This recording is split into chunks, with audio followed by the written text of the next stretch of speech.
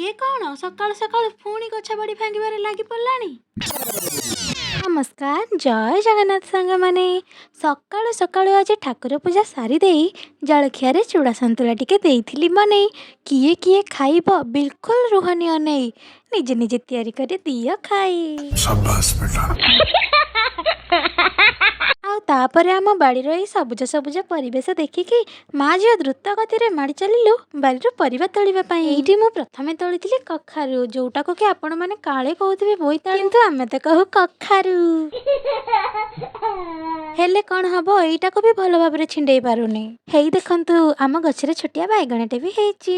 ଆଉ ମୋ ମା ଏଠୁ ତୋଳି ଦେଇଥିଲା ଅମୃତଭଣ୍ଡା, ଯୋଉଟାକି ଆଜି ପଡ଼ିବ ଡାଲମାରେ।